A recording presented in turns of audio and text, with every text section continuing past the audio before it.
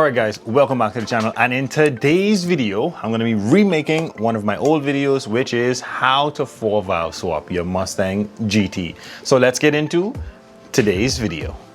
Alright guys, first things first, obviously my 4-valve motor is out of my Mustang. That's because it had some bottom end issues. I put a dipstick in it that was the wrong one and thought that the motor was full of oil when it was actually low on oil. Long story short, we got rod knock. But that is not going to stop me from showing you guys how to put these bad boys into your Mustang GT. This is actually the Mustangs that I'm talking about. I'm talking about the New Edge Mustangs, or any Mustang that came with a 4.6 liter in them. I'm not actually talking about the original SN95. This is an original SN95 and it comes with the 5.0 in them. To go from the 5.0 bodies and put a 4-valve motor in it, there's a little more money, a little more cost involved. With this one, the 4.6 liter wire harness and ECU can be reworked so that you can put a 4-valve motor in it. And this is actually where that 4-valve motor came from. And I currently have a 2-valve motor in it, waiting to do the next swap on this vehicle, which is actually a 3-valve supercharged swap. But let's get back to how to 4-valve swap these cars. Now, back to the motor. The first thing you're gonna say is, what is all this fancy stuff you're looking at? This is a coolant crossover delete kit. It puts hoses in place of that one crossover bar that comes on pretty much all of the 4-valve motors. I took my water pump out just in case you guys were wondering, put in another motor. When you're swapping these things over, you can use factory 2-valve motor mounts. You also are gonna use the factory 2-valve oil cooler and oil filter housing thingy-majiggy. I see a lot of people get lost on how to run the coolant hose.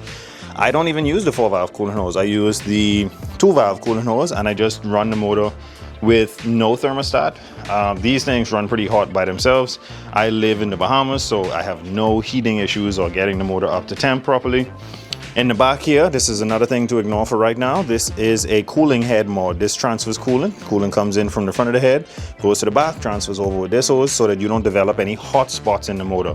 If you didn't have this, the coolant would come right here at the back of the head, warm up over there, and it would cause the valves to mess up or cause you to mess up piston rings, all that type of stuff.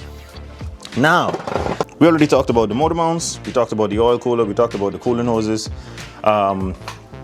Let's talk about exhaust. I use the factory exhaust. This is a Lincoln Aviator motor, so it came out of a Jeep.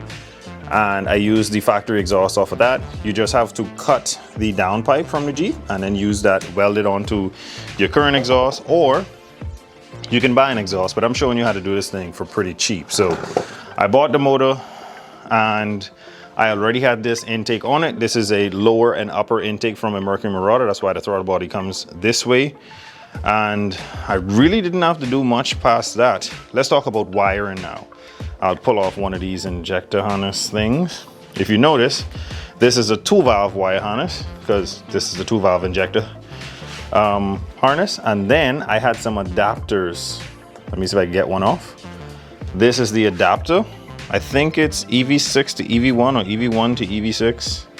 Let me see if I get this thing to focus. Yeah, so this is how it looks. You're gonna need an adapter, and then wire harness will just plug right up to it. And that is the 21-pound injectors that comes factory with the 4-valve motor. Coil on plug. So simple, so freaking simple. You just extend the wires, because the coil on plug for a 2-valve motor is usually right up underneath on this side, so it's not going to be long enough to get over here.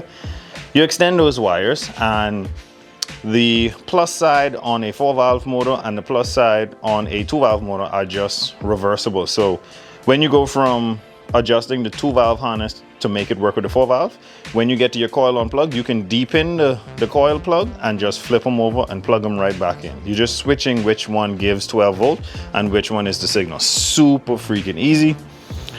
This throttle body position sensor, you're gonna need to extend this if you use the Marauder intake because it's on the opposite side.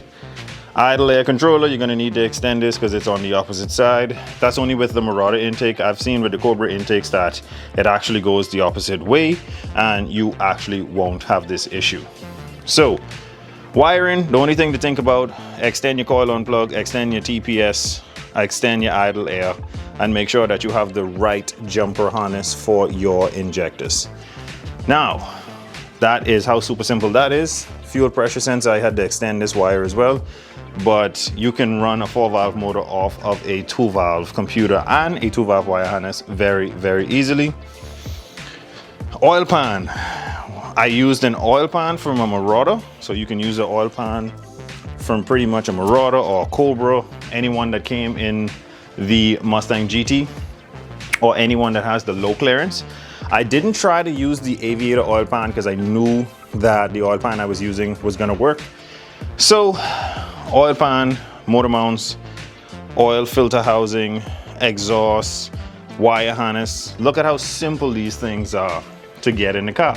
Super, super simple. Now, something that a lot of people get caught up on is the crankshaft. If you notice, we can't really see it in this video, but some of those crankshafts have 6 bolts in the back of them and some of them have 8. This Aviator motor has 6.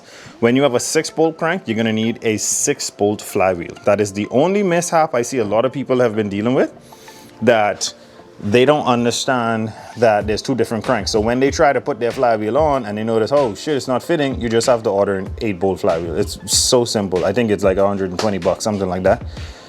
I was lucky enough, this motor is a 6-bolt crank. I put my factory Mustang GT flywheel right on that bad boy and we were able to just send it. I think that's pretty much everything. Other than that, if you want to get this thing tuned, you want to buy yourself an SCT X4 tuner and then let your tuner send you a proper tune file for this motor and you should be good to go. All right guys, I think that's pretty much everything. We covered the motor mounts, the exhaust, the wire harness adjustments. We covered the oil filter housing, the coolant hoses. We pretty much covered everything and I gave you the full rundown on how to put this in your vehicle.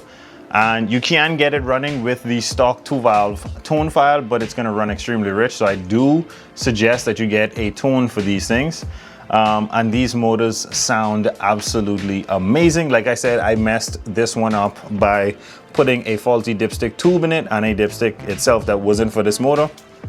Messed up a few rod bearings, but I plan on fixing this thing and just having it as a spare. That is how you 4-valve swap your Mustang GT. Thank you guys so much for watching today. Make sure to like, share, and subscribe. If you guys have any more questions, if I forgot anything, make sure to hit me up in the comments. Let me know if there was anything that I missed or any questions that you guys have. Also, you can hit me up on Instagram, Facebook, and TikTok at DriftDreams242 if you want to run me through what issues you're having with your 4-valve swap. I'm here to help, guys. Feel free to message me. I'll help you through the complete process for absolutely free. Thank you guys so much for watching. Don't forget to like, share, and subscribe. Always remember, don't drift without your dreams, and I'll catch you guys on the next one.